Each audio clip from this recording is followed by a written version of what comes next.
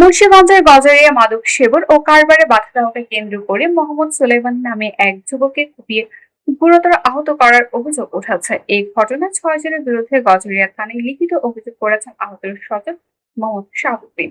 অভিযুক্তরা হলেন মোহাম্মদ রিমন, মোহাম্মদ রায়হান, মোহাম্মদ ফয়সাল, মোহাম্মদ রিফাত, মোহাম্মদ সাফায়েত ও মোহাম্মদ সাজ্জাদ। তারা সবাই উপজেলার ভবেরচর ইউনিয়নের ভবেরচর কলেজ রোড এলাকার বাসিন্দা বলে অভিযোগে উল্লেখ করা হয়েছে। অভিযোগপত্র সূত্রে জানা যায়, ভবেরচর কলেজ রোড এলাকার বাসিন্দা মোহাম্মদ শাহাবুদ্দিনের ছেলে সুলাইমান দীর্ঘদিন ধরে স্থানীয় এলাকায় মাদক সেবন ও মাদক কারবারের বিরুদ্ধে প্রতিবাদ করে আসছিলেন। এই নিয়ে অভিযুক্তদের সঙ্গে তার বিরোধ চলে আসছিল বলে অভিযোগে উল্লেখ করা হয়েছে। অভিযোগে বলা হয়, গত ১১ই আগস্ট রাত আনুমানিক ৮টার দিকে ভবেরচর ইউনিয়নের কলেজ রোড এলাকায় কলিমুল্লাহ কলেজ মাঠের পাশে একটি দোকানের সামনে সুলেমানকে দেখতে পান অভিযুক্তরা।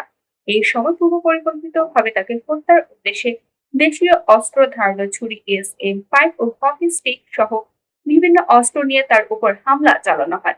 হামলার এক পর্যায়ে অভিযুক্তদের একজন ধারালো অস্ত্র দিয়ে সুলেমানের মাথায় কোপ দিলে তিনি সরে যাওয়া আঘাতটি তার পিঠে লাগে, এতে তিনি গুরুতর জখম হন। এ বিষয়ে অভিযুক্তদের সঙ্গে যোগাযোগের চেষ্টা করা হলেও তাদের বক্তব্য পাওয়া যায়নি। গজারিয়া থানার সেকেন্ড অফিসার বিজন বাউরি বলেন, আমরা লিখিত অভিযোগ পেয়েছি, বিষয়টি তদন্ত করে প্রয়োজনীয় ব্যবস্থা গ্রহণ করা হবে। পুলিশের তদন্ত শেষে হামলার প্রকৃত কারণ ও ঘটনার সঙ্গে কারা জড়িত তা নিশ্চিত হওয়া যাবে।